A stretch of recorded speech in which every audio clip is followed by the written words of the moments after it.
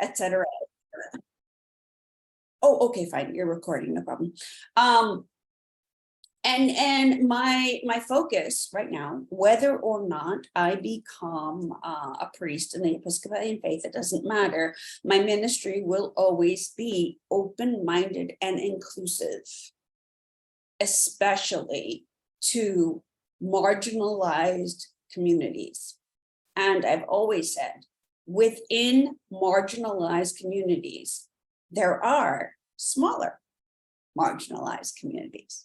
So, for example, in the LGBTQIA community, yes, God loves you, yes, yes, come.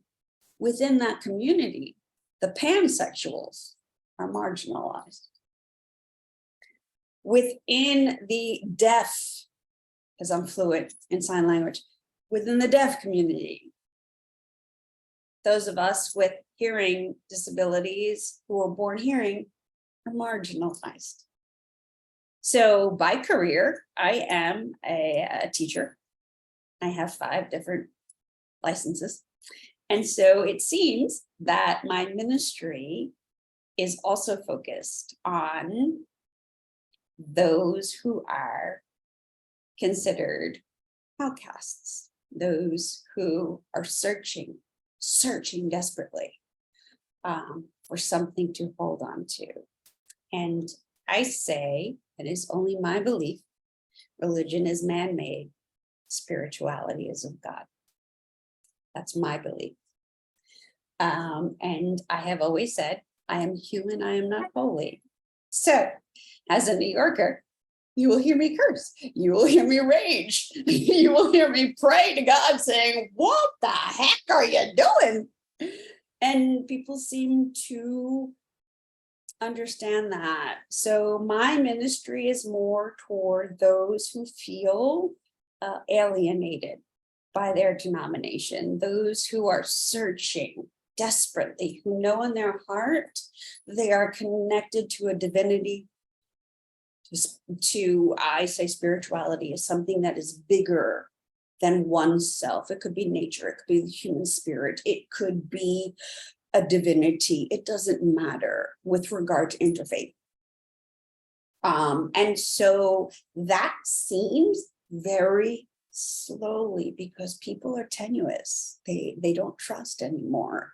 The ones whom I have met, they don't trust anything with regard to religion. And so it is those, the lost sheep, as I say, and I'm one.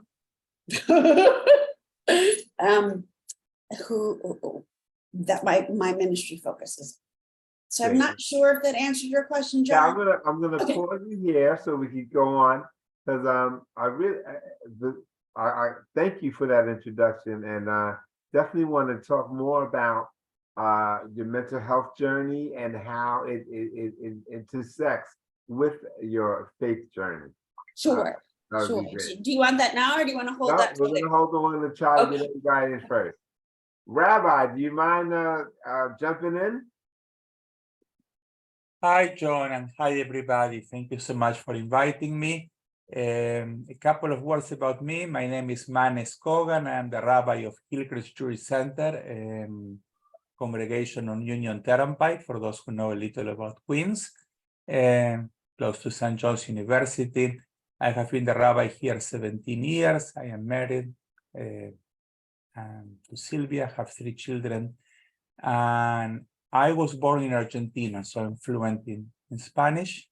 That's my first language. And I am maybe more of a, I would say, traditional path than Reverend Delaney, yes? I have been a congregational rabbi for 30 years, means congregation in Buenos Aires, in Dominican Republic, in Roanoke, Virginia, and 17 years in New York. That means a synagogue with a pulpit, with the congregants, with members, with services, like the traditional structure.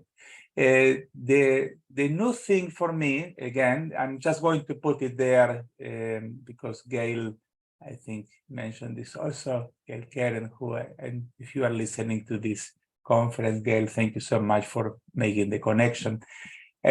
I just joined the U.S. Army as a chaplain a year ago, which I guess they put me in the Guinness Book of Record as the oldest person to join the U.S. Army.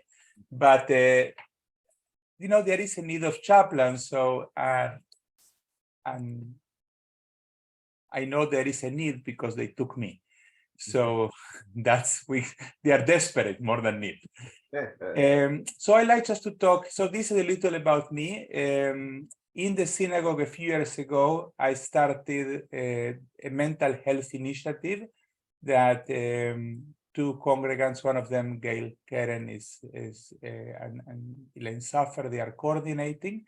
And the idea was to create a special place in the congregation dedicated to mental health and to fight stigma and to educate people about mental health.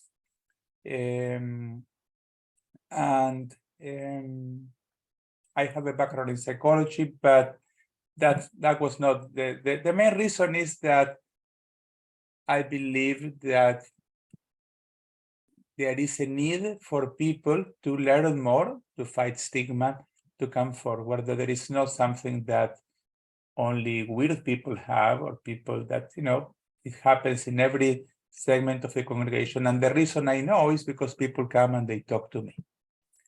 They don't talk to other people, but they will come and talk to the rabbi. So I know my congregants. So I want to talk about two things in the next 5 minutes, to allow to other people to present as well, and then maybe to expand later if you want, John. The first thing is why people come to the rabbi or to the clergy or to the chaplain. And that is because people assume a place of wisdom and power that is given by the position. And many people won't go to a psychologist, won't go to they call it the shrink. Rabbi, I don't want to go to the shrink, but I want to talk to you. So what they are saying is, I have a problem, I'm not going to go to a mental health specialist, but I feel comfortable talking to you. So that gives me an opportunity, A, to have a first conversation. B, if I feel that the person, based on my knowledge, needs really help, like to refer them and to say from a place of trust, you need to see someone. And also to keep the conversation open. But again, the first question is why faith is so important. And faith is important because there are people who, you call them priests, rabbis, imams, that other people trust because they are related to their faith religion. So when people come to me, I have a power assigned by this person that has to do with the trust. My rabbi knows what to do. My rabbi loves me. My rabbi cares for me.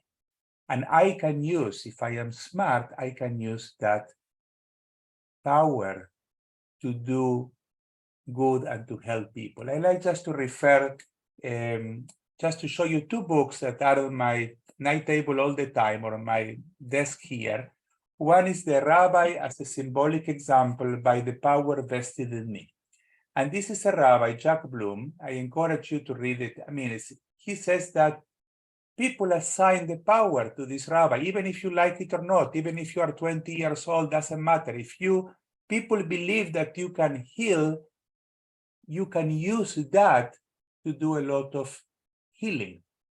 So when I write a little note to Mrs. Goldstein, say, Mrs. Goldstein, I am checking on you, how are you feeling? Mrs. Goldstein is very happy because the rabbi wrote her a note, not just because Manes Kogan wrote her a note. And I know it works. And I just want to say to everybody who is a member of faith, a church, who has followers, that power can do a lot of good, can also do a lot of bad if you misuse that, as we know. The more the power, the more good you can do and the more damage you can do. But if you do it for good causes, and if you are aware of that power that you have for being just on the top there speaking to people, you can use it to do a lot of good. So that's number one. There is another book I'd like to encourage you to read, Worker of Wonders. And again, is a model for effective leadership based on the model of miracle workers. And it's an interesting, I mean, it's from a Jewish perspective, but it's an interesting book to have. Give me just one second, my air conditioner. So this is a little about the role of a leader. And the next part has to do with the community. When people come to a synagogue or to a meeting of NAMI or to any group, it creates a community. And that community can be healing. That the community itself, having people sit around the table, share in camaraderie, companionship, fellowship, different religions call it differently. If the rabbi or the leader knows how to direct that space, it can create healing. Because one of the worst sources of anxiety and depression is loneliness. It's people who feel that they don't have meaning, that they are not connected, that they don't have friends. So when they come to you, if you can direct people and connect them, you say, hi, let me introduce you to Mrs. Goldstein. Mrs. Goldstein is new to the neighborhood, and you do it with purpose, and you have already someone who is going to adopt Mrs. Goldstein. Mrs. Goldstein is going to find a place. Mrs. Goldstein is going, and that already is going to have a healing property. Of course, if there is a deep psychosis or schizophrenia, that conversation may not be enough. But again, there is a space where a person can feel connected. And I want to say, and that's the last thing I want to say, that the same is in the chaplaincy. When people see me, with a high rank, which I inherited by just being old and having experience in the clergy without deserving it. People say, Captain Kogan, he has gray hair, I'm going to go and talk to him. And I know that that's why they come to talk to me. And I can use that if I am smart and to effect change. Well, that's great. Done. That's great, Rabbi. And definitely going to follow up with some questions after Dr. Vera talk and Rodney about, when people come to you with mental health issues, and how do you go about counseling, or what do you do? So we'll save that. Sure. I want to say that Mrs. Goldstein doesn't exist, okay? Of course. No, I know. She's one of my neighbors, by the way, but no. Okay. Dr. Feuer, pronounce your name for me. Am I pronouncing it right? Feuer? Well, Vera is the first name. Yeah. Vera? That's fine. Yeah. Your last name? Feuer. Feuer. Okay, not Feuer. Vera, please introduce yourself. Yeah, sure. Thank you so much for having me, and thank you for sharing your perspectives. I come from a little bit of a different perspective and background. I am a child and adolescent psychiatrist, and I work at the Children's Hospital over at Northwell at Cohens Children's Medical Center, and I've been there for about 17 years now. And I oversee our emergency and crisis and school services, working with families and youth, often when they're at their worst, when they're having difficult moments in their life and really need a lot of guidance and support, especially in those moments. So my background is that actually I am an immigrant. I was born and raised and went to medical school in Hungary, in Europe. And I don't know how much you all know the history of Hungary, but Hungary, during the time that I lived there, and then during my adolescence, young adulthood, a lot of changes took place. But after the war and under socialist communist era, religion and spirituality wasn't so much a part of, what we were growing up with. And there's a lot of changes going on there as well. And then similarly, mental health also wasn't something that was talked much about or really addressed. And, the amount of stigma there and, continuing to be here also in our communities with relation to people struggling with mental health issues has been something that, has been important to me to work with, to have people understand that, we all struggle with different things, and especially when kids are little and they're growing and developing and are struggling with different things and difficulties, to really make sure that we're approaching them with a perspective of empathy, understanding, trauma-informed perspectives, and really understanding how, and why are they behaving and acting in a way that they do, and how can we really approach that family and that child to help support them for better outcomes. I came to child psychiatry, and I specifically went into psychiatry to work with children and families because I feel that understanding people early on and connecting with them early on can make all the difference in the world, in a child and a family's life. And I understand how complex the impact can be on a family when their child is struggling, and how that really can impact an entire family and many relationships, and can have such far-reaching impact, as well as how the family and that child's the other environmental community and all the other sort of environments that they move around in, their school, their spiritual community, other pieces of their life, how that all relates to how they're developing, and also how we can reach out to them and how we can reach them. And at Northval, and you may have participated in some of this, we have started a really important initiative working with our faith leaders, because during the pandemic, we had recognized that working with our faith leaders and our faith communities was so effective in terms of being able to reach communities, particularly to Reverend Delaney's point, communities, marginalized communities, communities that are difficult to perhaps reach, and where there's also perhaps a lot of mistrust towards healthcare. And working together was so crucial and important in terms of vaccinations, testing, getting those resources out there in the community, that we had felt that now dealing with sort of the aftermath and the ongoing and intensifying mental health crisis that is in our communities.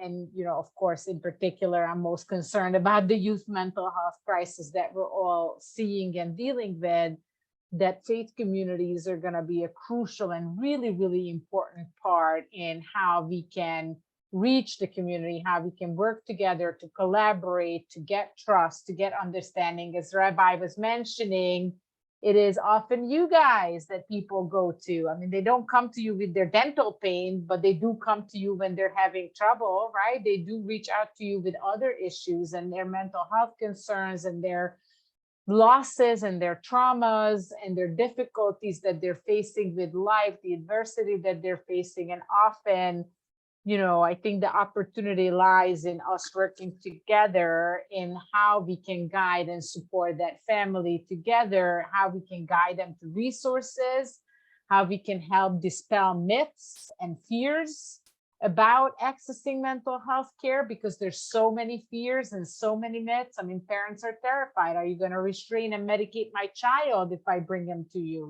What is going to happen? There's a lot of unknown, a lot of uncertainty. So I'm really, excited about conversations like this, where we can all get together and talk about it, because spirituality faith communities and mental health, and organizations like NAMI who are, who exist to support families in these journeys. We can all band together, work together, and that's what I am most, enthusiastic about. That's why I do what I do, because I do think my programs that I'm working on, that I'm creating, that we're working on with the schools and creating, is all about creating access and removing barriers, because there's so many barriers that exist for families and children to be able to access care. And so that is what I'm most passionate about. And then collaborating together, because if communities, pediatricians, schools, faith communities, organizations like NAMI, other community organizations, big healthcare organizations like mine, if we can all work together to support our communities and not be in our silos, we can all do so much more. So thank you so much for the opportunity. Yes, that is so good, doctor. I know that, when I was going through my initial diagnosis, there was no real collaboration between clinicians and community, especially the faith community. And my parents didn't know where to go to get answers, so I'm glad there's agencies like NAMI who's doing that and trying to put it all together. And then clinicians like you who are in the community, who are talking about and giving answers to things that we may not know about as lay people, and is really good. So thank you for that, and we'll continue. Rodney, introduce yourself and tell us a little bit about why you might be here. Sure. Well, I'm here obviously because John told me to be here. And, but no, I am honored to be here with this very distinguished panel. And I so appreciate all of your comments and from different perspectives. John, you asked why, is this such a critical issue? As a Bronxonian, born and raised in the South Bronx, the need for this kind of initiative has been evident my entire life. So if you take the subway, you take the bus, you walk the streets of the city, you see signs of what appears to be people struggling. And what is the answer? And as a person of faith, I attend the Christian Cultural Center in Brooklyn, Pastor A.R. Bernard. I am one of the executive leaders of the International Christian Brotherhood. And, men's ministry has been my passion for over nearly 2 decades. So I am really helping out Mr. Goldstein, as the rabbi mentioned, because, the International Christian Brotherhood believes that, if we can get the man together, we can help him with his issues and challenges and whatnot. It's a blessing to the entire family, right? And a lot of times when you're talking about men, they are the last ones to tell you that they're going through anything, let alone any type of mental challenges.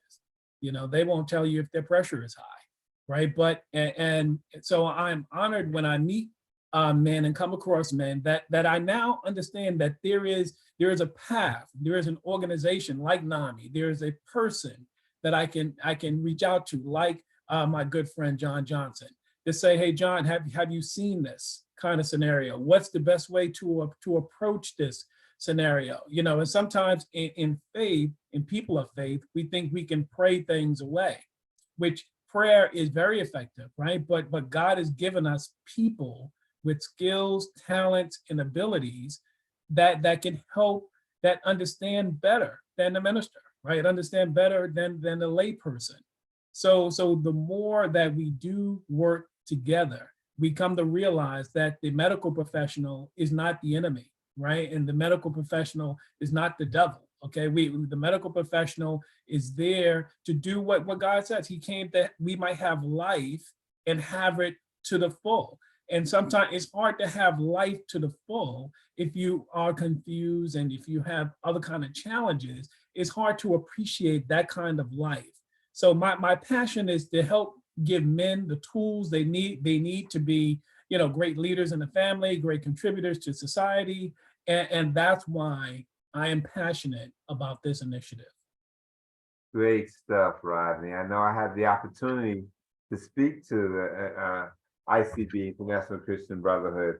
And one of the things that when I give talks is I get different responses. The first response is, wow, John, I had no idea that, you lived with the diagnosis of bipolar. And I always say that I live with it as opposed to I am bipolar, because I'm not. I live with that diagnosis, but that's not who I am. No one ever says that they are cancer, right? Or they are diabetes, so that's not who I am. But so that's one of the responses. Oh, wow, we had no idea. The second response that I get, people who might know me, they say, oh yeah, John, we always knew you were a little crazy, right?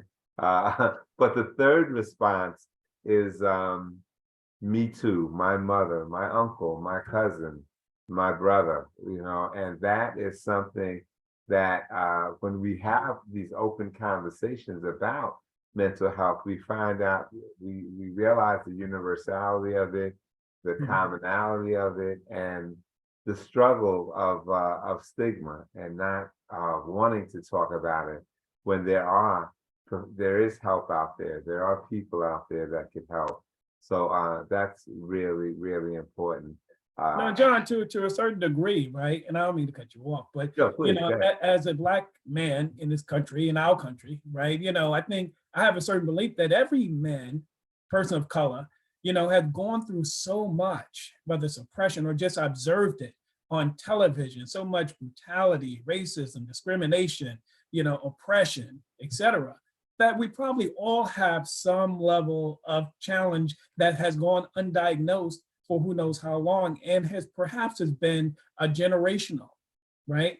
And so I think to a certain degree, we all need help.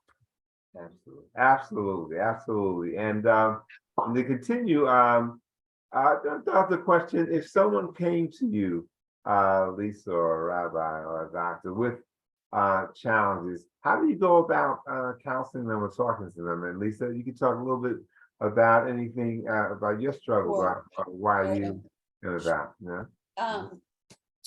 As I mentioned, I am a teacher by trade. So I have taught in the classroom for 25 years, and I have used the strategies and the quote unquote toolbox that I use in the classroom in my ministry as well. And the number one thing that I start with is validation. Being a person who has complex PTSD, I understand when someone comes to me and nobody believes them, everybody blames them, everybody dismisses what they're feeling. The number one thing I do first and foremost is validate. The second thing I do is, to the best of my ability, I empathize. So to give you a very, very brief story that will illustrate my point, I was still Roman Catholic, and Roman Catholics baptized children, adults. And my beloved grandfather passed away. And I was with a group of evangelical Christians that I thought were my friends. And they spent, after I had just previously buried my grandfather, 8 hours trying to convince me he was burning in hell for all eternity because he was not baptized as an adult. And I reached out. I was beside myself. And I reached out, and a Roman Catholic came up with scripture and said whole households were being baptized.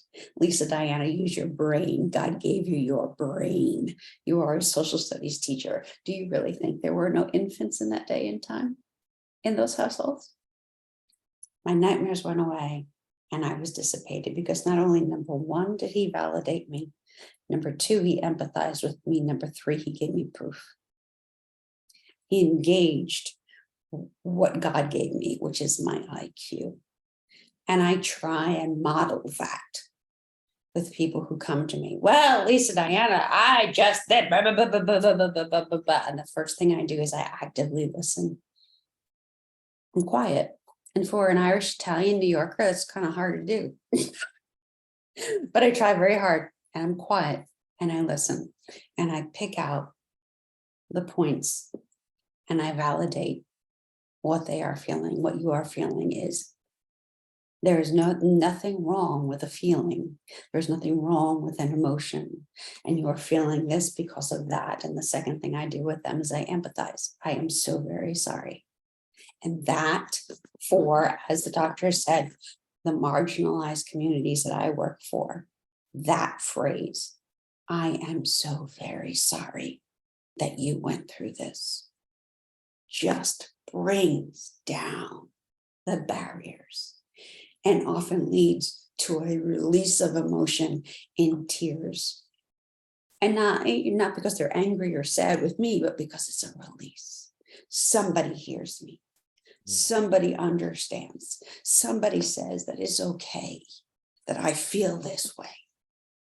And then, because I'm practical and I am pragmatic by nature, I give them steps that can follow, whether, as the rabbi says, I recommend you see so-and-so psychologist or a medical professional or whatever, because as the rabbi said, they come to us first. So, John, it's those three things in my ministry. I validate, I empathize, and I give proof. Or with regard to proof, I then give pragmatic solutions. Great stuff. I'm taking notes. I have my book out. Which is Rabbi. exactly, Reverend, it's exactly what we try to teach parents to do with their kids, right? It's like when your child is coming to you with a problem, it's so important from the get-go, from when they're very, very young, to create environments at home where there is validation, where your instinct is not immediately to tell them what they should be doing and what they're doing wrong, which is often what we do as parents, right? Sometimes you just need to hear them and tell them that how they're feeling is valid, even when they're little and are engaging in behaviors that maybe make no sense, but the feeling that drives the behaviors is what makes sense and what we gotta validate and what parents gotta learn. Right. And doctor, as it makes such a difference. Yes, and as a teacher for 25 years, and as I did most of my teaching in special ed, and as a minister, I have to say thank you to you in the medical field, because to have that support and to have that backup from a medical perspective is everything, really. So I thank you for the work you're doing. I really do. Absolutely, Doc. I have to say that I had the opportunity to speak at a hospital to when the doctors were doing their grand rounds. And, one of the things when I was hospitalized, and I could shared with the doctors that not only was I afraid, my parents were afraid. And unfortunately, we didn't have a Dr. Vera that was very compassionate and understanding. They threw out a lot of big, $3,000 letter words and trying to explain, and that empathy and that sympathy and that caring wasn't there. And that's one of the things that I think that are important for doctors to have, that kind of that attitude, that thought that these are, people that we need to relate to talk to share with, and feel comfortable, so people could feel comfortable about what's happening in their life. So, and if John, if I can just interject for a moment, and we're talking about treating the whole person, right? And yes, the validation and the empathy, but it needs to be followed up with pragmatic steps. Absolutely, absolutely. Rabbi, any thoughts? Yes, so I like just to echo some of the things that Reverend Delaney said about, same things, listening and validating. Let me just add that listening is very difficult. We are in a, especially if you are a rabbi, people call us preacher because we just talk. We do a lot of talking. So it's very important to learn how to listen. And for many people, just to give them the gift of your attention is a wonderful healing tool to begin. And validating. I don't need to validate. I am validating how they feel. And that's already, I think, very, very important. Because validation is also being used very widely, I try not to abuse it and to say, I know how you feel, or to say, because they may say, you don't know, or to say, I'm sorry you feel the way you feel, because I feel that I need to follow up with something. So I would just share a couple of things I do. One thing is, not usually at the beginning, but at some point I offer to pray for them. And just because I cannot forget that I am a rabbi. So I just don't want to say, even though I am a psychologist, a licensed psychologist by University of Buenos Aires, they don't come to see me as a psychologist. If they want to see a psychologist, they will go and see a psychologist. They come to see me as a rabbi. So I offer them, I pray for them. And then we talk a little more, and I like to see if I see that there is a, depression or anxiety or bipolar disorder or something that I can feel. I say, did you get some help? Did you get some professional help? And they I get some conversation. One of the things that they said is, I am not sick, I am not, or so I say, if you were to have a problem in your heart, you will go to see a cardiologist. If you were to happen with your sugar, you will, see someone to help you with diabetes. This is something the same way. It's not something that you need to blame yourself. You won't blame yourself for something you have in your heart or in your foot or in your blood, but you will get help. So they said, I tried, I went one and didn't work. So what I tell them is, imagine if you have water leaking from your ceiling. You will call a plumber. Yes. And what if the plumber charges you $300 and it goes, and 3 weeks later, you will continue to have this leaking ceiling? So they will say, we'll call another plumber, a different one. And what if you call another plumber, they won't fix it? You are not going to live with a leaking ceiling. You are going to get it fixed eventually because you know that this is something that I need help with. So the same thing happened here. You didn't have a good experience with a counselor, with a social worker, with a psychologist, with a psychiatrist. You need to keep trying. Let's try to figure it out a little more. Now I want to say something to Dr. Feuer as a man of faith, as a rabbi who refers people, and I believe in referring people all the time.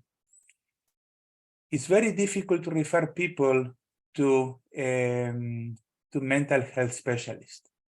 There are very, very few psychiatrists who will take health insurance, who are reliable, who are affordable, who will give you like an appointment in a reasonable time.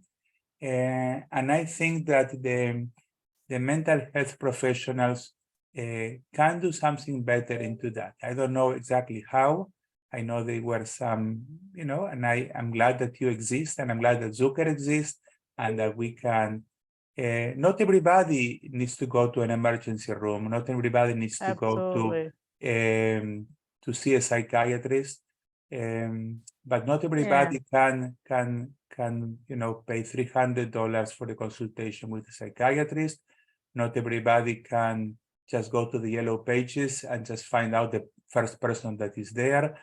So that's where I think I know how to refer people to dentists. I refer them to mine, and it's a little more challenging when it comes to mental health professionals. I have my list. But again, this is just a thought there to put there. So I also like what Rodney Patterson said, that we believe in faith, but God gave us smart people who study these things and can help us. So we don't need to have all the answers, and we don't. And we need to refer people to people who know how to treat, people who have the knowledge. I think people of faith we need to be mindful of our limitations. We are not psychiatrists. We don't medicate. We are not psychologists. We can do the first, hold the person, follow up with the person, love the person, pray for the person, and try to make sure that the person we love finds someone that will be able to help them. Rabbi, you're so spot on with that. Unfortunately, I think and I said I deal with men most of the time, right? That empathy, as Reverend Lisa was saying, unfortunately is not taught. When you're a young, in groups of boys, I have all my friends with me, and growing up, you have to man up, you have to be tough, you have to, stop crying and all that kind of machoism. That's what's taught, right? You have to toughen up, you have to be able to face challenges as a man. Then that carries on into your adulthood. Okay, so if you're having problems, you don't go crying to everybody about your problems. You figure it out, right? That's figure it out. Whatever figure it out means, that's what you're supposed to do. But what we do in terms of the International Christian Brotherhood, we try to go back kind of to childhood in the sense that we give men friends. When you have a friend, your friend knows when you're acting differently than they're used to seeing you act. And you may not even realize that you're changing, or you may not realize that you may be under pressure, that this particular tragedy or issue or conflict has impacted you so much that other people can see it. But you need to have other people in your life who can identify some changes that's going on with you, and they're courageous, right? They're brave, because sometimes when you're confronted with the truth about your situation, people are afraid of your response to that, right? So they're not going to tell you. They'll just continue to let you walk around with the problem, but those aren't your true friends. So your true friends will indeed pray for you. They will listen to you and express empathy, but they're also going to confront you and try to intervene if they can with your spouse or with your other family members to inquire, hey, have you noticed something going on, with Rod? Have you noticed that, he's not his normal self, and then maybe there's an intervention that takes place where you can actually get the help. But I think having the right people around you is critical. Having the people around you who will give you, tell you the truth, they will show empathy, but they will help you get over this particular crisis, because crisis can be temporary. It doesn't have to be permanent, but it lasts longer when, as the rabbi said, when it goes untreated, right? When you let the ceiling leak one time and you're like, oh, forget it, it's not ever gonna get fixed, right?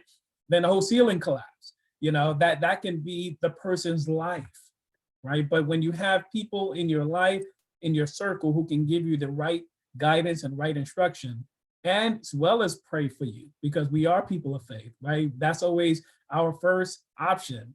But the answer quite often comes from people like Dr. Vera, right? Or comes from other medical professionals who have more insight and wisdom.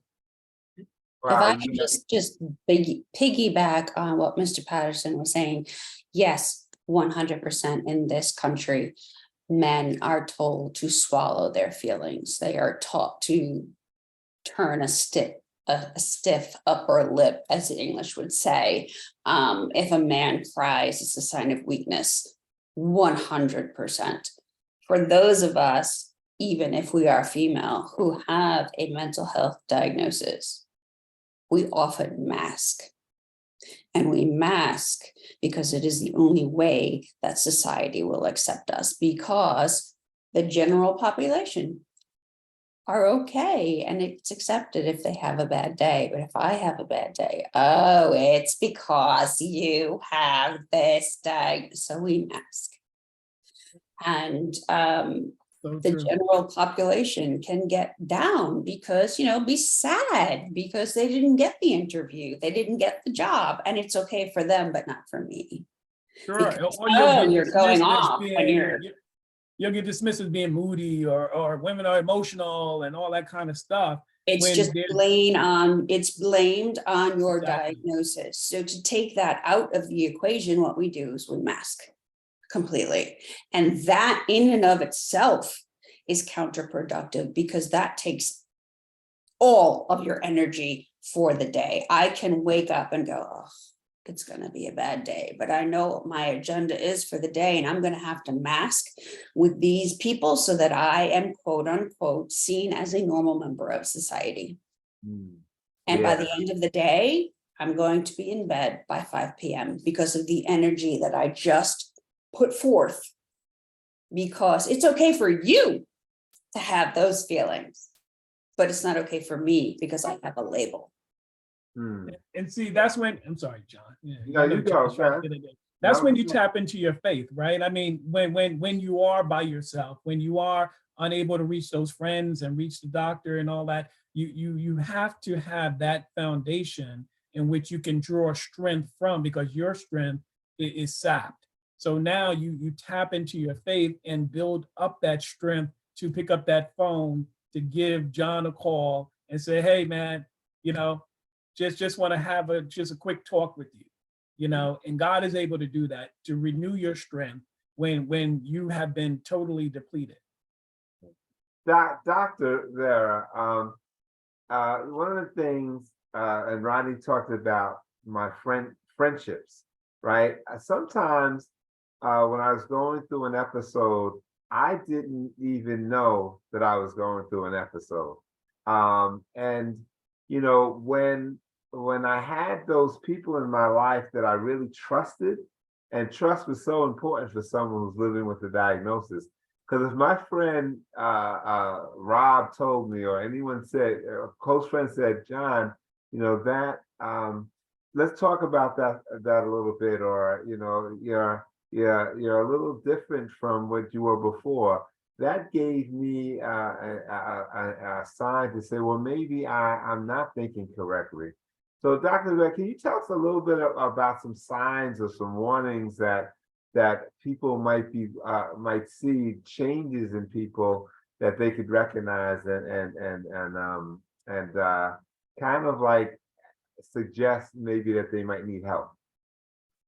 Yeah, sure. Great question. And, when it relates to kids, this is something that we're trying to teach other kids, right? Because kids will often go to their peers, and they're often first reach out to another peer. And then we also do try to train school staff, because that's the other kind of group of people that kids tend to go to, is that hopefully, and if they do, it's really protective for them. Hopefully lots of kids have at least one trusted adult in their school, a teacher or counselor or coach, somebody that they have rapport with, that they can come to. And we want all these people who are sources of support for kids to recognize these red flags and to be able to know what to do. How to reach. And back to, before I answer more detail about the red flags, to go back to the rabbi's point, yes, it is hard. Yes, it is difficult. There's not enough of us. It is I do want to say for my colleagues as something to so it's not that psychiatrists are uniquely money focused and they don't take insurance. It's because insurance reimbursement for our services is so atrociously low compared to other specialties. And whereas an ophthalmologist's time for a 15-minute procedure may be reimbursed, in the thousands, my time that I spend with the family for 2-3 hours will be reimbursed at a fraction of my hourly rate. And so it is very difficult to sustain services based on insurance reimbursement, which is why we have to get creative, and we have been. My mission and my program's mission is to create that access, and we have these partnerships and these urgent cares in our communities where families can just call and come the same day or within a week if it's not a crisis, and get at least seen and get at least an initial diagnosis and direction. And then we have our care managers help connect the family to the services, because with our help, it's going to be easier than it is to navigate that system alone. But in terms of red flags and warning signs, I mean, I think most important guiding principle that we try to see, that we try to teach parents and peers and other adults, is that when there is a significant change that really impacts somebody's functioning, when there's a significant change that impacts academic functioning, social functioning, family functioning, and that change lasts consistently for a while. Adolescence, childhood is a time of change anyway, so it is much more challenging, particularly with teens sometimes, for parents to know, like my teen being rude and not wanting to talk to me and wanting to be in their room 24/7. Is that normal, or is that a sign for something brewing? And sometimes it is difficult. Sometimes it is difficult to decipher, but again, it's change that persists. It's change that's across environments, that's not only at home. It's the child that not only doesn't engage with their family, but maybe also doesn't engage with their peers, doesn't engage with activities that they like, will no longer be interested in things that they love to do, will not take care of themselves, whereas before they really cared about how they looked. Where they're making, remarks and comments that are, self-deprecating or very negative. To Rabbi's point, we talk about this all the time. Biggest risk factor for suicidality is feeling disconnected, is not feeling that for people to feel that they don't belong, that they're not connected, that they're a burden. Any sort of comments that are sort of alluding to that should be red flags for folks, because when people feel like their death is sort of worth more than their life, that they became a burden to those who they love, that they're no longer add value, that's when they become really, really high risk for harming themselves. So that's really concerning. But yeah, big changes again that persists and lasts. Changes in appetite, eating patterns, sleep, activities, academic functioning, ability to do work, willingness to do work. Those are the things that we're focused on. And you can translate that to adults as well. I mean, my area of expertise is kids, but with adults, it's similar, right? It's when there's conflicts, interpersonal conflicts, impact on relationships, impact on the marriage, the family dynamics, impact on work relationships, not functioning at work. Those are all kinds of the big warning signs. If I could just piggyback off that, I think Mr. Patterson and I are of the same mindset, especially when it becomes an adult. If we're masking, nobody's going to know. Nobody's going to know that we think our life should end. We think that the world would be better off without us. We think that we have absolutely nothing beneficial to bring to the table. And it is we also feel, and I'm only speaking as a female, I don't know if the men feel the same way, but we don't want to be a burden. So we're not going to tell our trusted circle, and I'm speaking for someone who has multiple mental health diagnoses, we are not going to reach out and tell the people in our trusted circle. I'm not talking about regular, in our trusted circle. We're not about to tell them what we are going through if we are in crisis, because we don't want to be a burden on those family members. And so it is so imperative that, as you were saying, the parents, if they're in the family circle, and as an adult at 53, my 80-year-old parents are in my circle, and it is imperative that they look deeper. They than ask. what they just see. But Because they ask. if I mean, they I think that's- ask, we're going to tell them no. We're no going to tell child is them, going to tell you, you know, you have to ask. I mean, there's this big stigma about asking kids about suicidality will put thoughts in their head. Absolutely not. They will not tell you otherwise. Unless you ask, unless you say, many kids have these thoughts. Have you ever thought of it? What's Yeah. going on with you? I noticed something's off. What's going on? and Asking that is goes a back big, to the big, validation, and that yes, goes back of to course. it's okay that Yes. you feel this way, and I am here to help you through it. But those of us, I mean, I'm Gen X and I'm old. So in our generation, we didn't have that. We had stiff upper lip, even though you were a female. We had do as you're told, not as, you know, we had all of that. And so what we're also dealing with is breaking a generational habit. Yeah. And I think this that's a lot conversation of does stress on us as well. this conversation does just that. I think the reality of seeing us, and shout out to my fellow Gen Xer, you know, this generation, we're having this conversation. You know, my wife, you know, has always asks our children, you know, those kinds of questions, right?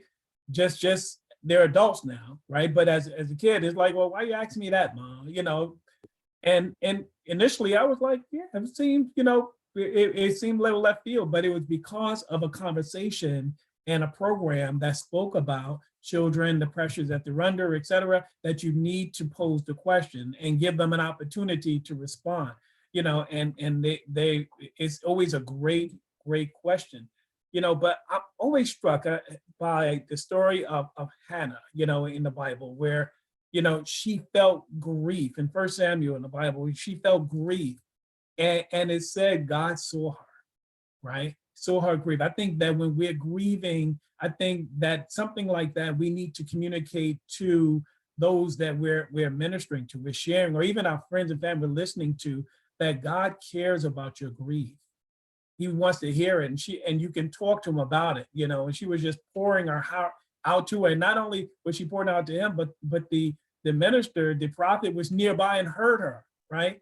So when, as ministers, when we hear and we communicate with those who are struggling and feeling grief, you know, we also join our faith with theirs, that God will deliver them and God will heal them. But I think it's important for people to know that you can pour your heart out to God, you know, and share whatever it is you're struggling with. I completely agree with Mr. Patterson, and I'm sure the doctor will also validate that there are different forms of grief. It's not just the passing of a human. For example, within 2 years, I believe, my personal belief, that animals are sentient beings. I lost 2 humans and 4 animals in 2 years. That's different kind of grief. I also lost a career. That is grief. I lost a marriage. That is grief. And many people, unfortunately, think grief, oh, you lost someone because they have passed.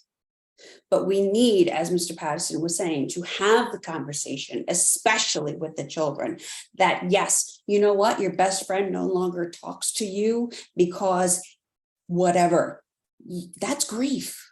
Yeah. And you can turn to your divine. You can turn to your parents, your trusted circle, and be validated that, yes, honey, go ahead and cry. And I met an Episcopalian priest who said something that just stuck with me. And she goes, you know what? I rage prayer. What is that? She's like, I light a candle just because I'm fancy. And then I just let it all out. And I'm talking anger and everything because my divinity can take it. And given that permission, I was like, oh, wow. It's another perspective to put in my toolbox. Yeah, and during the pandemic, there was, to your point, there were so many other things, especially for kids, that they lost. You know, they lost experiences, developmental milestones, formative experiences during their life in those years where, you know, and families too, even within the grief, there was grief because you lost a loved one, but there was no opportunity to grieve or honor them the way that we usually did. So there was loss upon loss of not even being able to grieve the way that we might do in our religion or in our family or according to our traditions. Rabbi, you want to say? I just wanted to add a couple of points. The first one, I was thinking when Rod was talking about Hannah, which is one of my favorite stories, that the priest Eli thought that she was drunken, and the priest did not read her correctly. And we need to know that there are some clergy people that they are not going to read us correctly, that not everybody has the same tools, not everybody has the same empathy, not everybody is part of this NAMI conference, and not everybody has the same connection. And of course, will be wonderful if every single person around us will have empathy and understanding. But you know, we need to be mindful that that's not always the case. I think I am an empathic person. I'm a listening person, and I love my congregants, but I also am not the perfect match for all my congregants or for all the people I meet. So I need to be able to know that, you know, I cannot reach Mrs. Goldstein, and Mrs. Goldstein may need someone different. Mrs. Goldstein may need another rabbi, may need someone who is going through a similar experience, and I cannot relate to that the same way a colleague of mine would, and just be able to refer that person. The other thing I want to mention, which I see that works a lot, and has to do with the vulnerability of the leaders. When you are a leader and you show that you are struggling and that you are getting help, that speaks volumes to your congregants. When they know that the rabbi is going through some depression or some sadness or has anxiety, they can say, oh, me too.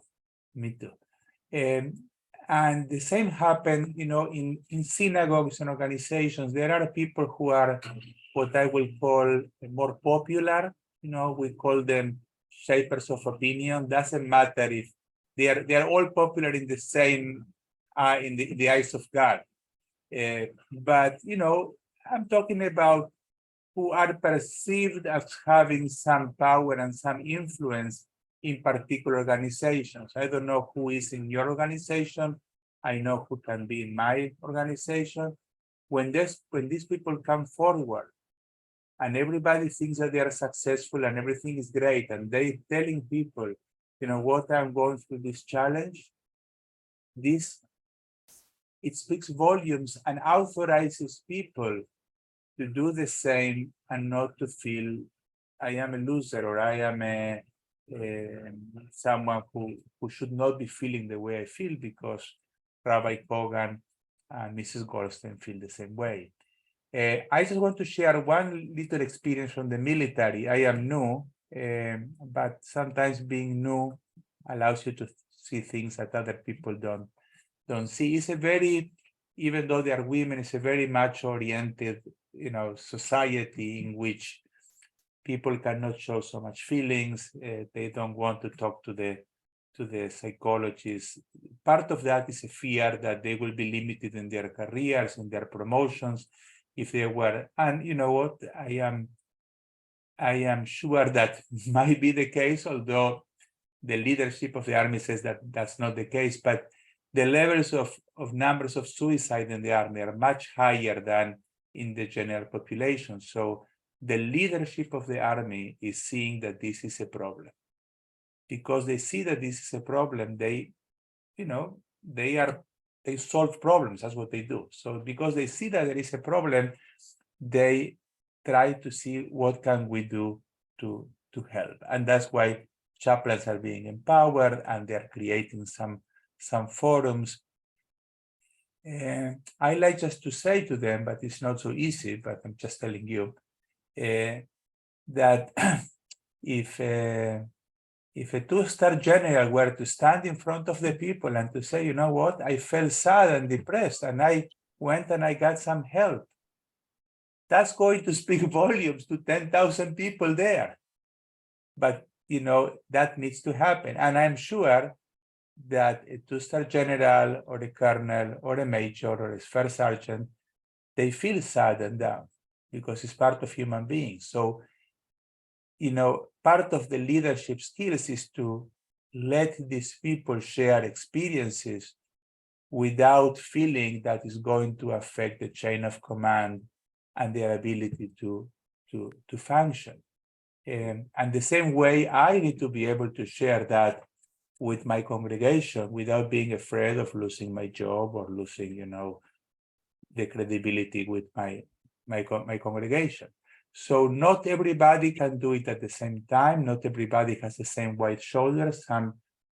I can do some things now that I am 18 years in my position and I have a life contract that I couldn't do the first year I was there.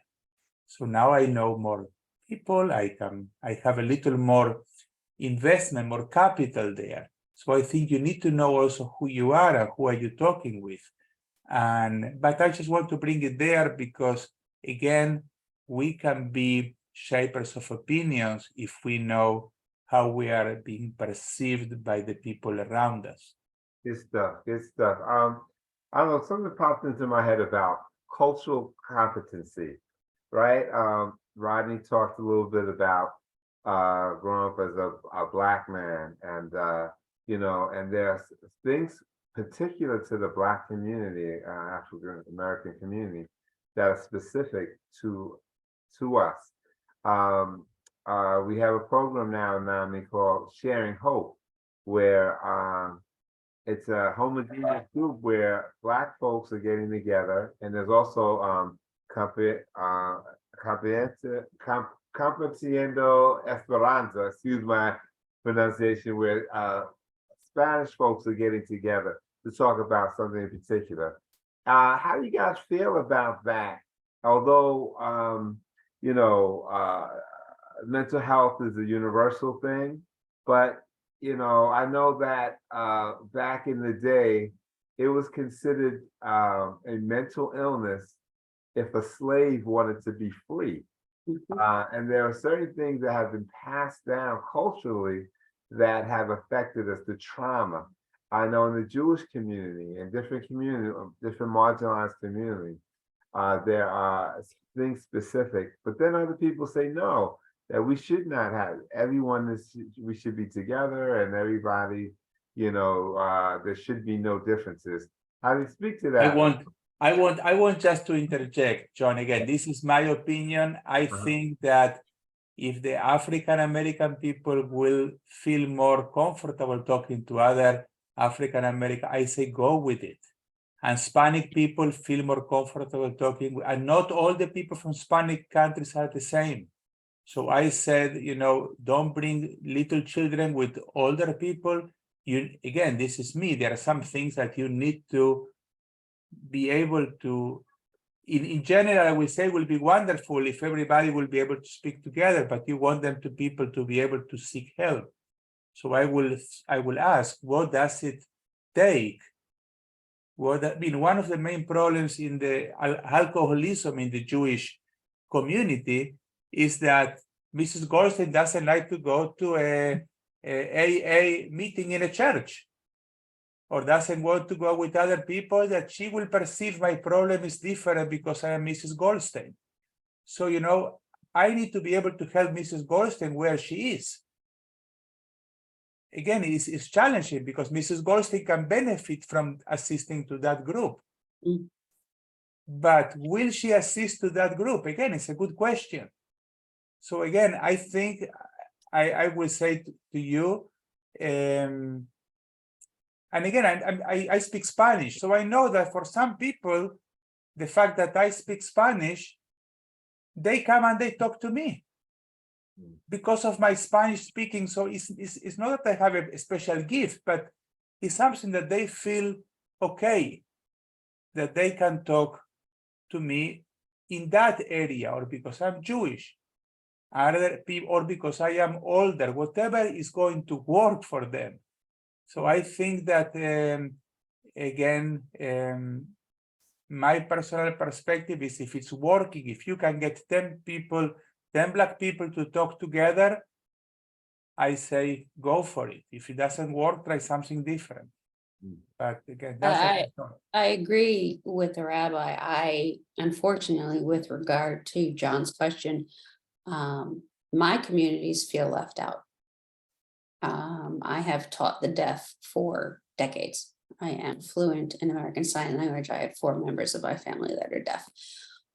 To have an interpreted service, faith service, mass, whatever, as opposed to having your faith leader giving her or his sermon in sign, is completely different. And there are not many of us in the faith community who are either deaf, hard of hearing, or CODA, which is Child of Deaf Adults, CODA. I'm an honorary name called a NODA, a niece of deaf adults. They just made that up for me. But so my deaf community feels left out. My LGBTQIA community not only feels left out, but feels persecuted with the political climate at the moment, particularly the trans community. So I can try as much as I want to get these people to come to me, but if they look at me, they see what they perceive as a cis white woman. And until they get to know me, they're not going to understand that I am in the LGBTQIA community. I have my own hearing issues. I am in the deaf and hard of hearing community. And like the rabbi said, I can sign. We can have direct communication. We don't need somebody there. When you play telephone as a kid, things get lost in translation, no matter how good your translator is. So regarding John's question, my particular communities, the third community that I champion are domestic violence survivors. I am one, and particularly the men who are abused, they will never speak up. Never. They will never admit that they are abused. And our communities just feel they feel left out. Yeah, and I think that's such an important. I mean, obviously, I'm a white woman who's an immigrant, has some of an accent, but I came here, and my first job actually out of fellowship was in Far Rockaway, in a multi-traumatized community in a substance use program. And, I think it is really important as providers to be so tuned into these barriers and issues, because at the end of the day, there is also something to be said for human connection on a human level and validating feelings. And I have had, older African-American men tell me for the first time in their life, not ever shared with anybody before, about their child sexual abuse in their childhood. And I have had people open up about things that they've never opened up to anybody before because they felt validated. You know, we cannot you cannot overemphasize the importance of validation and creating judgment-free environments where people can come and really just share what is going on with them, because it is such a powerful tool. It is something that people really, really yearn for because they have been judged so many times. Because, you know, if you look like this guy that I'm thinking of with the teardrop tattoos and this rough exterior, you walk into a room, people assume all kinds of things. And being able to sit with somebody and really just tell them, listen, I'm here for you no matter what. I'm here as another human, and you're a human, and let's talk, and this, you know, let's hear what is going on with you. That is just so incredibly powerful and really opens up. And it's tough because people will still, and I agree with the rabbi, go where you feel like you're gonna connect. Like there's enough barriers and resistance, and it is hard. It's hard to go to a therapist. It's hard to talk about these things. It's hard to open up. It's hard to connect with another person, you know, on the level that you need to connect and open up for real change to happen, because that is really what therapy is about. It's about change. And you know, whatever barriers you can eliminate, if it's a language barrier, if it's feeling connected from the get-go because we look alike, whatever it is, you know, go with that if you can. Unfortunately, a lot of times we can't. There's not enough, again, not enough providers, not enough kinds of providers. If I could snap my finger and hire in all my programs people who are like bilingual in all kinds of languages and look all kinds of ways, we try, we really do, we make a conscious effort, but it's hard. It Yeah. is. And There are multiple really- issues. I'm sorry, go ahead, Mr. Passion, go ahead. Okay. No, there are definitely multiple issues, and it is very complex. Dr. Feuer, I have people, you know, in the Black community who will not trust a Black doctor, right? Who will only go to, you know, a white doctor, will only go to a white psychiatrist because historically they're seen as, you know, the most knowledgeable, the most resourceful. So when they're presented with an opportunity to get some real help from people who look like them and understand the history and the context in which they come from, they're not always comfortable. But I can tell you that those environments are real, and I think it is healthy, because I think our issue, even though the diagnosis may be the same, the cause of that diagnosis, you know, is different. And it may be something that we need to talk about in terms of, why do I feel this way? How did I get this way? How did I feel about, you know, other people may feel differently, you know, about George Floyd, right? Than I do. You know, if I'm talking to a doctor who didn't really, you know, who supported perhaps the police officer, you know, and didn't understand the whole drama surrounding it, they may not understand my pain. They may not be able to effectively, you know, counsel me on how to get better and give me a good prognosis and treatment plan, right? A treatment plan prognosis. So I think it is important for people who have experienced the same kind of trauma, and to have those communications where they're comfortable in a group that they're comfortable with. But the reality is that they will sometimes not do that because they're conditioned to looking to a different environment, different culture. And the problem with that is that may not be the best resource for you. And as Dr. Vera said, you know, the resources are limited, right? You know, and so you're not only not going to get the right person to understand your background, your scenario, but they may have a workload that's just overbearing, that they can't even give you the time that you need. Therein comes the church. Therein comes, you know, the rabbi, and comes, you know, all of the people of faith who kind of sort of supports that community, supports that health initiative, you know, and I think that's why I appreciate conversation like this and people like who are on this panel, you know, that we can sort of support each other. But here's the thing about leadership. And Rabbi was so spot on with that, that when leaders are transparent, the people are more open and welcoming and more transparent themselves, right? But even the leaders are overwhelmed. You know, there's a really great book by Dr. Allender, forget his first name, and it's called Leading with the Limp. Leading with the Limp. And the idea is that, you know, there are 5 great challenges that all leaders will face, and it's crisis, complexity, loneliness, weariness, and there's another one, I can't think of it at the moment, betrayal, right?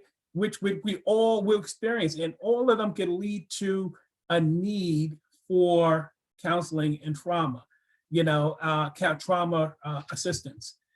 So as leaders, when we're more transparent with those issues, then yeah, the community can get better, and your congregation, your family can get better. If daddy can say, yeah, I'm having trouble, you know, understanding, then the son and the daughter might say, me too, daddy, or me too. You know, I can join in on that. This conversation is rich and it's wonderful. I would implore anyone who has any questions to put in the Q&A. We're going to go a little bit longer. I know, Rabbi, you said you I need to leave in 3 minutes. Yeah, 3 minutes. So we're going to give you final last words for you, Rabbi, and then I just want to thank you for inviting me, to thank NAMI for this opportunity. I see 3 members of my synagogue in this conversation. I'm very grateful to you for your leadership also at Hillcrest and for being here. I know that I'm one of the panelists, but I need to say that I learned a lot from being here. I will be very interested in following up with the panelists. So maybe, John, you can provide us the contact information if it's okay with Dr. Feuer and with Rodney and with Reverend Delaney. As we say here, my people will be in touch with your people. And you know, we have programs, we have people who I think can, I mean, one thing I just want to say is something, Rod, my people never met so many. I mean, they meet many African American people throughout the life, but I don't think they have too many one-to-one conversation with someone who have the depth that you have. And I think that just by itself is going to bring a lot of barriers here. Just so they can hear from someone who comes from the faith groups, who is related to mental health, who can understand what you just said about going to the white provider.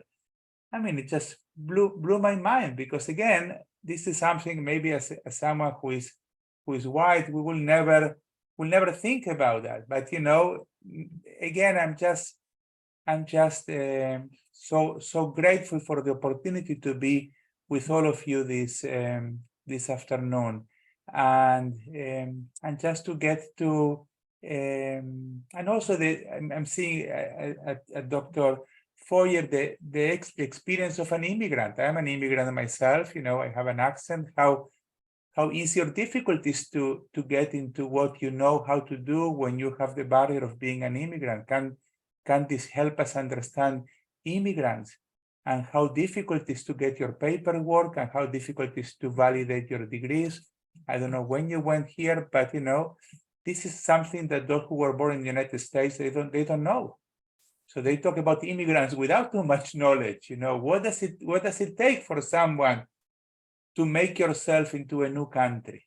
And I got all this help being, you know, a rabbi. But what does it take to someone who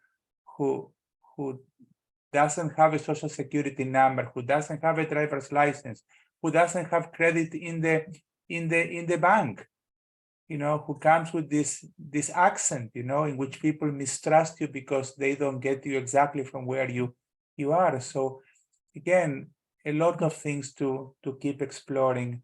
I need to go, but I want to thank you for you, Rabbi. inviting me, and God bless all of you. Only good Thank you. things. So we will be in touch, Rabbi, and we thank you so much for your wisdom, your input, and all Thank that. you. And we'll Thank be you. in touch. Many Just blessings. kind of as we begin to wrap this up, I'll give everyone final last words. Where do we go from here? What do we do? What's your opinion? And give everyone a chance to speak to that. Lisa, you want to start? Let's put you on the spot. Where we go from here is to continue having conversations such as Amen. these. Amen. We started here, John. I wish I could just bestow upon you as many gifts as humanly possible, because I know behind the scenes everything that you've done to get this to come to fruition. So as I told and still tell my children, teachers worth their salt, call their students their children, pat yourself on the back, my friend, because you did an amazing job. And I thank you for this forum. Where we go from here is we continue as soon as we can. And the second step is then to take what we have started here and what we will continue with conversations, and we take them to those that need our ministry, whether it is a denomination congregation, whether it is the deaf and the left out sheep, for lack of a better word, no matter who it is. So the first step is to continue our conversation. The next step is to come up with pragmatic applications of how we can take what we're learning here and bring it to those to whom we minister. And the third step is to get the word out, publicize. When you go to teacher school and university, they don't tell you how to market, or no, we don't know any of it. No. So the third step is to market and to publicize and to let people know, yes, we are NAMI, but you know what? You don't have to have a mental health diagnosis. Your mental health will benefit from anything that we are going. So the final step is to try and break that stigma. Amen. Dr. Vera? Yeah, just echoing everybody else. I mean, such great points that were brought up. I think really what I said in the beginning, it's all about, to me, it's all about working together, breaking down silos, communicating. I know it seems like sometimes the healthcare systems are so impenetrable for our communities and so difficult to access. And even, when I navigate my own medical appointments and some of our platforms and trying to figure out who you're supposed to see in a big organization, it's really difficult. So communication and working together is key. And I think it's really exciting to have these conversations. I think how we help our communities to be healthy does depend on how much we can support them with their mental health and spirituality, because it is what feeds overall health.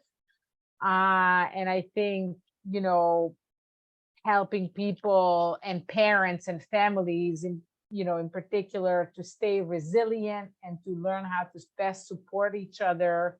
That's where I really see, where our work together can go. So thank you for the conversation. Really excited. Thank you. Rocket Rod Patterson. Hey, well, listen, this has been an amazing conversation. I'm so appreciative of the panel. I learned so much from you all. Where do we go from? Actually, it's a book by Dr. King. This is Where Do We Go From Here, right? Chaos or community. And that could be no true or here with regards to mental health. The only way we're going to get through this is community.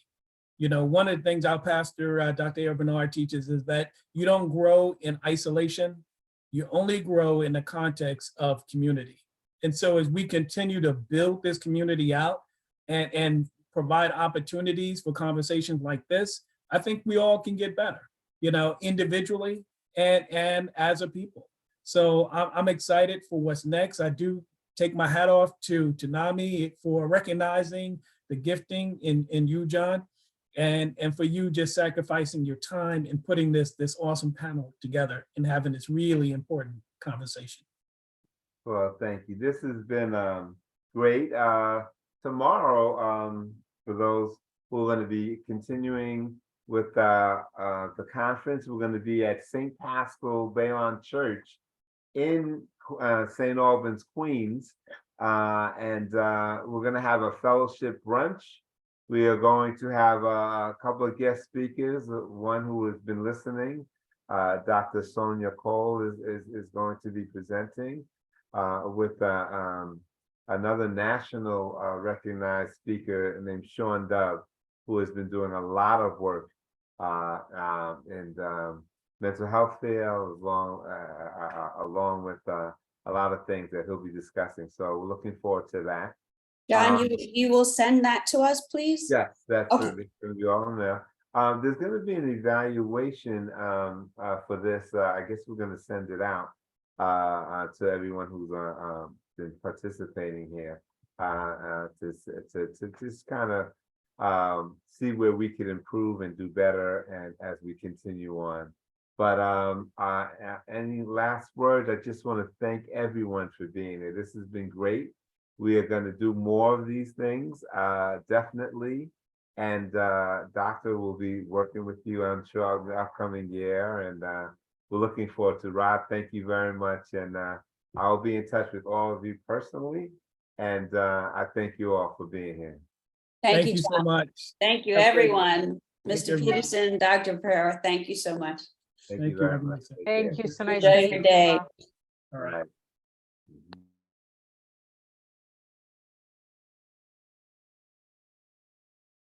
Hey, Candace. John, amazing. All right. Are we still recording? We're still recording. We're still recording.